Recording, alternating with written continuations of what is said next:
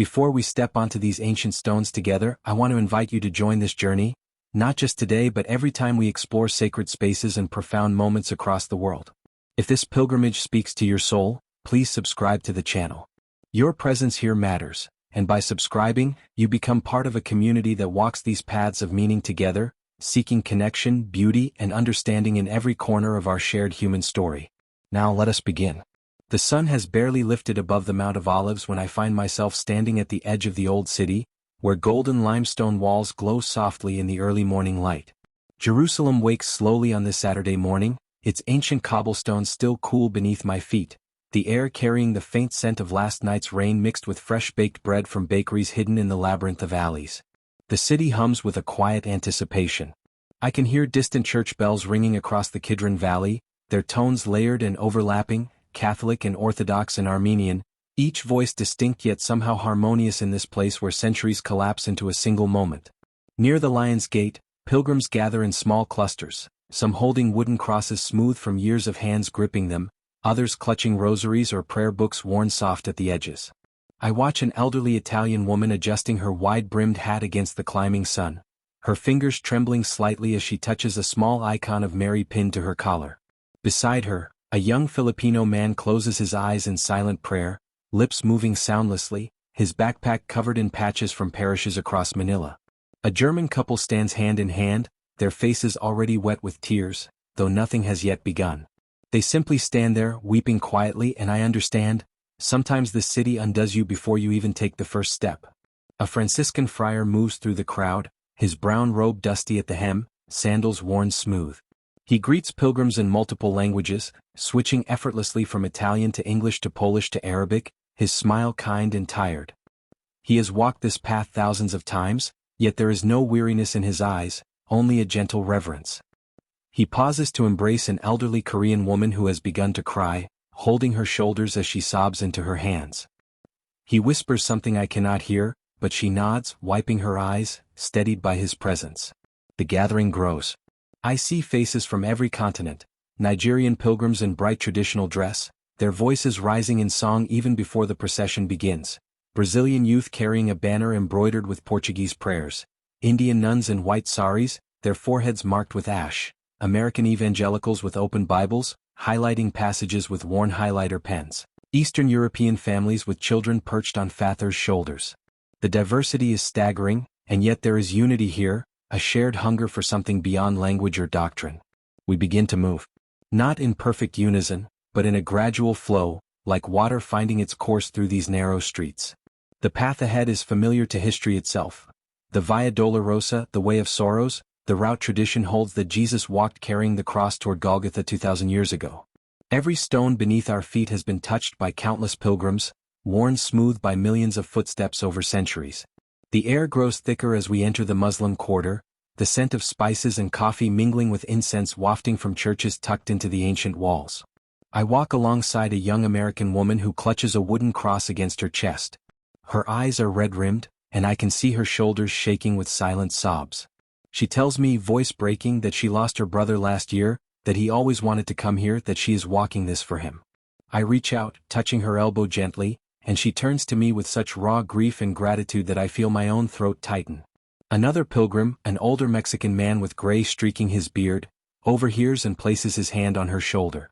He says nothing, just walks beside her, offering presence. Soon, 3 more pilgrims join, flanking her on all sides, a spontaneous guard of compassion. The first station approaches, the place where Pilate condemned Jesus. We pause here, pressed close together in the narrow street. A priest reads from the Gospel, his voice amplified slightly by a small speaker, but I hear the words more through the murmurs of pilgrims translating for one another, passing the story from language to language like a living chain. Pilate said to them, "What shall I do with Jesus called the Christ?" And they all said, "Let him be crucified." The words hang in the air, heavy with 2 millennia of consequence. A Polish woman beside me begins to weep openly, her whole body shaking.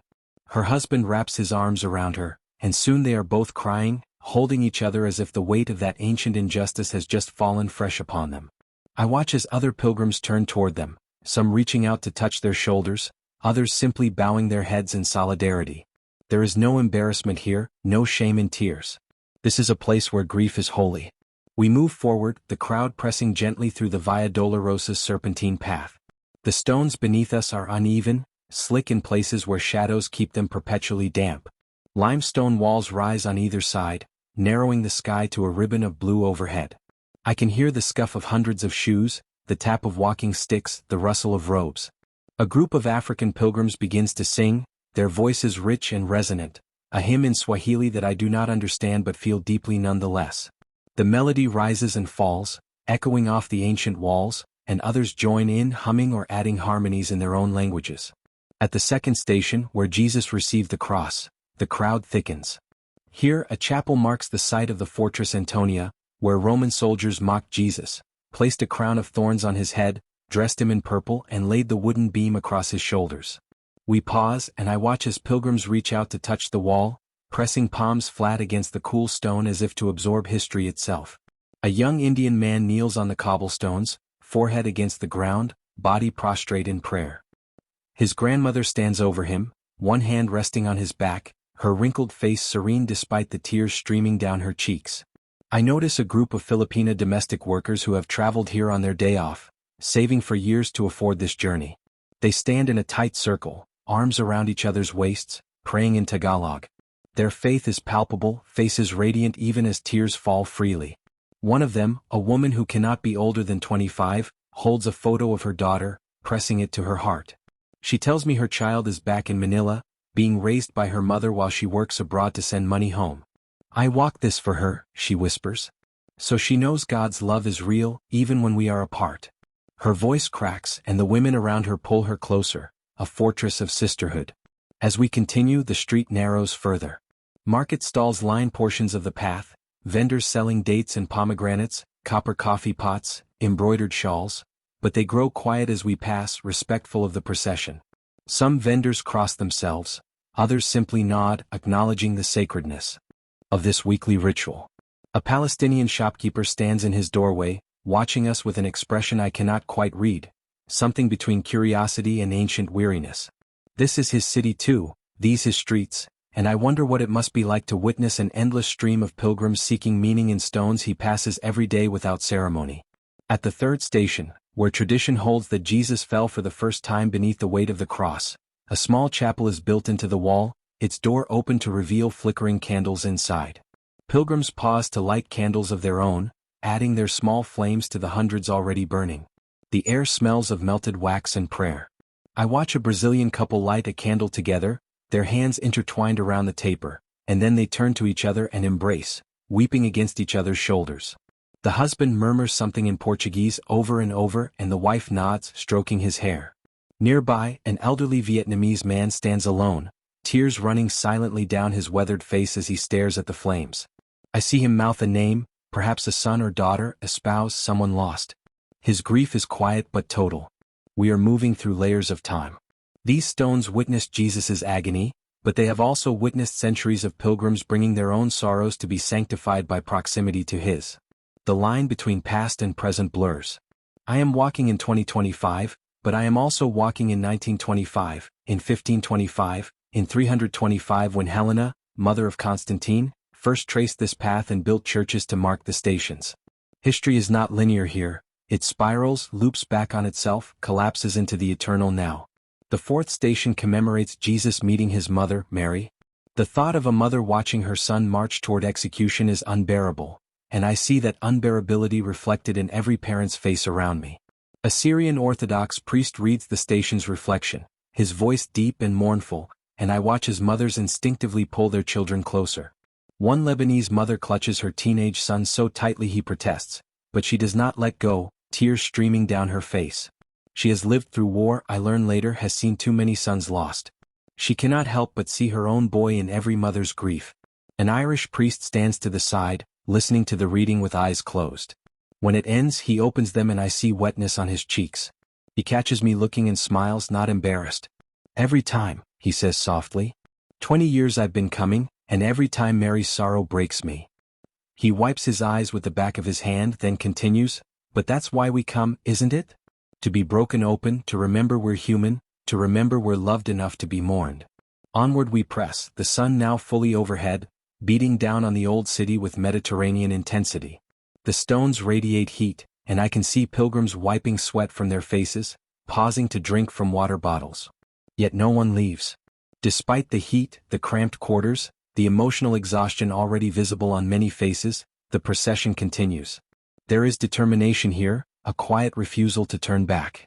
At the fifth station, Simon of Cyrene, an African man, scholars note, likely from present-day Libya, was compelled by Roman soldiers to carry Jesus's cross when it became clear he could not continue alone.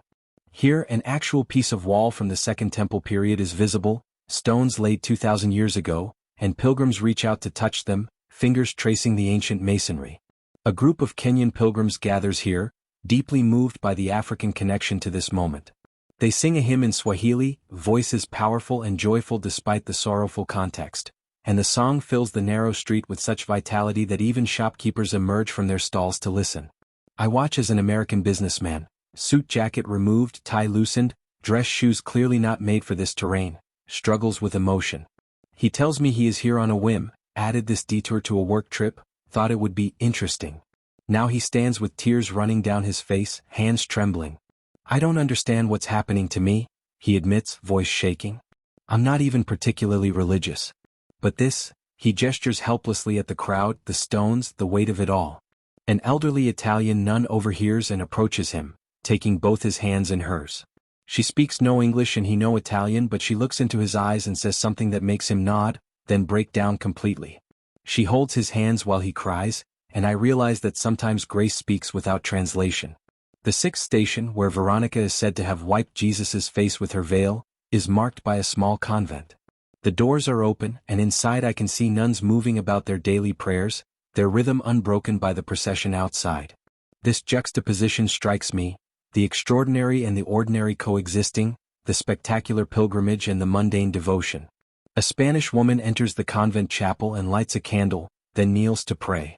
I watch her lips move rapidly, urgently, as if there is so much to say and not enough time. When she finally stands, her face is transformed, still marked by tears, but somehow lighter, as if she has set down a burden too heavy to carry alone. As we approach the seventh station, where Jesus fell a second time, the path begins to climb more steeply.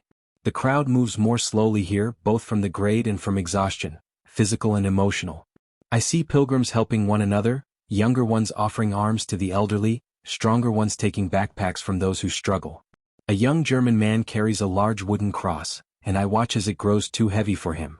Without a word, 3 other men, strangers from Brazil, Nigeria, and South Korea, step forward to help bear its weight. They do not speak a common language beyond broken English, but they coordinate through gestures and smiles, lifting together, carrying together. At this station, a priest invites pilgrims to reflect on perseverance despite repeated failure. His words are simple but penetrating. Jesus falls not once, but again. And again he rises. And again he continues. I see those words land like arrows in hearts around me. A middle-aged Australian woman collapses into sobs, and her traveling companion, who I learn is her sister, kneels beside her on the dirty cobblestones, holding her while she cries. I'm so tired of failing, I hear her say through tears. I'm so tired. Her sister rocks her gently. But you keep getting up, she whispers back. Like him. You keep getting up. The eighth station, where Jesus addresses the women of Jerusalem, telling them not to weep for him but for themselves and their children, is marked by a stone cross on a building wall. Here, the reading focuses on Jesus's compassion even in his own suffering, his concern for others when he himself is dying. This reversal, the condemned comforting the mourners, breaks something open in the crowd. I see it ripple through faces, this recognition of a love so radical it transcends self-preservation. A group of Palestinian Christian women stands at this station, and I watch as they weep openly, embracing one another. They live here, in this city where Jesus spoke those words, where their ancestors have lived for 2,000 years. Their grief is layered, for Jesus, yes, but also for their own children, for the complexity of their existence in this contested land, for the weight of carrying both the beauty and burden of this sacred geography. A Western pilgrim approaches them hesitantly, then opens her arms. The Palestinian women fold her into their circle without hesitation, and they all stand there, strangers and neighbors, weeping together. The ninth station marks Jesus's third fall, and here the procession pauses for an extended time. The sun is relentless now, and many pilgrims seek shade against the walls. I watch as a Filipino priest offers water to anyone who needs it, his small bottle refilled again and again by others who share their own. An Ethiopian Orthodox pilgrim shares dates and bread with a Russian couple who have brought nothing.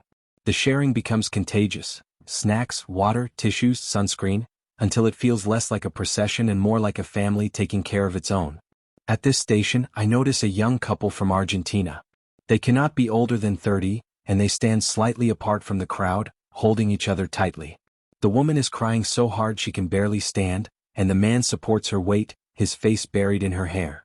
I later learned they lost a pregnancy just weeks ago, that they came here seeking some kind of healing, some way to make sense of loss. A Chilean woman approaches them, somehow sensing their grief. She has lost children too, she tells them in Spanish, and she knows there are no words, but she also knows they are not alone. The three of them stand together, bound by a sorrow that transcends language, and I watch as the young woman's sobs gradually quiet, held by this unexpected sister in grief. Now we reach the final stations, and the crowd grows denser as the path narrows and turns upward toward the Church of the Holy Sepulchre. These last stations are all housed within the church itself, the site of Golgotha, the place of crucifixion, death, and resurrection. The energy shifts. There is an urgency now, a sense that we are approaching not just the end of the procession but the heart of Christian faith itself. Before entering the church, we pause where the 10th station is marked, where Jesus was stripped of his garments. The humiliation of this moment, the deliberate dehumanization, hangs heavy. I watch as pilgrims remove their own layers, hats, sunglasses, scarves, not because they are hot, but as a gesture of solidarity, of vulnerability. A British man removes his expensive watch and holds it in his palm, staring at it as if seeing it for the first time. "All the things I thought mattered," he says to no one in particular. His wife touches his arm gently and he nods, placing the watch in his pocket and taking her hand instead. We enter the Church of the Holy Sepulchre, and the transition is startling, from bright sunlight to dim, incense-heavy air, from the openness of the street to the enclosed, labyrinthine interior of this ancient basilica. The church is a palimpsest of Christian history, every corner claimed by a different tradition: Catholic, Orthodox, Armenian, Coptic, Syriac. Pilgrims navigate the complex geography of the church, where to stand, where to wait in line, where to pray, with a mixture of awe and confusion. The 11th station, Jesus nailed to the cross, is on Golgotha itself, now housed within the church on an elevated platform reached by steep stone stairs. I watch the procession climb slowly, one by one, pilgrims kneeling on each step to kiss the stone. At the top, the space is small, intimate, and unbearably sacred. Pilgrims crowd around the altar, reaching out to touch the spot marked by a silver disc where the cross is believed to have stood. I see hands, black and white and brown, all reaching toward the same spot, and the image sears itself into my memory. Here the crying intensifies. It is as if the accumulated grief of the entire walk, personal and historical, individual and collective, finds its release point. I watch as a young Ukrainian woman prostrates herself completely, face pressed to the marble, shoulders heaving with sobs. An Indian priest kneels beside her, placing a hand on her back in blessing. Around them, dozens of pilgrims weep openly, some quietly, tears streaming down impassive faces, others with full-bodied grief, gasping and shaking. The sound of weeping fills the chapel, and rather than feeling oppressive, it feels like liberation, like permission to feel everything this place demands we feel. The 12th station, Jesus dies on the cross, is marked by the same altar. A priest reads the moment of death, and Jesus cried out with a loud voice and gave up his spirit. The words echo in the small space, and in that moment, the weeping reaches a crescendo and then falls to complete silence. It is as if the entire crowd holds its breath, as if we are all standing at the foot of the cross 2,000 years ago, watching the moment the world broke open. In that silence, I hear only the sound of breathing, hundreds of pilgrims inhaling and exhaling together, and the distant chime of church bells. Then, slowly the silence breaks. A choir of Russian pilgrims begins to sing the Cantakion of the Dead, their voices rising in haunting harmonies. The sound is otherworldly, ancient, and it seems to voice something beyond words: the mystery of death, the grief of humanity, the stubborn hope that death is not the end. We descend from Golgotha and move to the 13th station, where Jesus' body was removed from the cross and given to his mother. This station is marked by a statue of Mary holding her dead son, the Pietà, and pilgrims gather around it with a tenderness that breaks me. I watch as mothers especially linger here, reaching out to touch Mary's face, her hands, the lifeless body of her son. An African mother holds her own young son close, kissing the top of his head again and again, as if to ward off every possible harm. A Polish grandmother places flowers at the base of the statue, her weathered hands shaking, and then she stands there, staring, tears falling silently. The final station, the 14th, is the tomb itself, the edicule, the small chapel in the center of the church that houses the traditional site of Jesus' burial and resurrection. The line to enter is long, winding around the church, and pilgrims wait patiently, sometimes for hours. But no one complains. There is a reverent anticipation, a knowing that this moment, entering the tomb, will mark them somehow. When my turn comes, I enter the tiny space, barely large enough for 3 people to kneel. The marble slab where Jesus' body is said to have lain is smooth from centuries of touches, and I place my hand on it, feeling the coolness of the stone. In this moment, everything falls away: nationality, language, theology, even identity. There is only this: the place where death was defeated, where the tomb was found empty, where hope was born anew. I emerge from the tomb into the rotunda, where the great dome rises overhead, light filtering down through windows in patterns that shift throughout the day. Around me, pilgrims stand or sit or lie prostrate on the floor, each processing their own encounter with the sacred. I see the young American woman with the wooden cross kneeling beside the tomb, her face peaceful now, tears still falling but no longer from grief, from something else, something like relief or surrender or gratitude. The Mexican man who walked beside her earlier stands nearby, keeping watch, a quiet guardian. The church is full, not just with our procession but with Orthodox monks chanting Vespers in their corner, Catholic priests saying Mass at another altar, Armenian priests swinging censers that fill the air with frankincense and myrrh. Tour groups move through with guides speaking in whispers, pointing out mosaics and icons. Everywhere, candles flicker, prayers rise, and the air itself seems thick with devotion. I find a quiet corner and watch.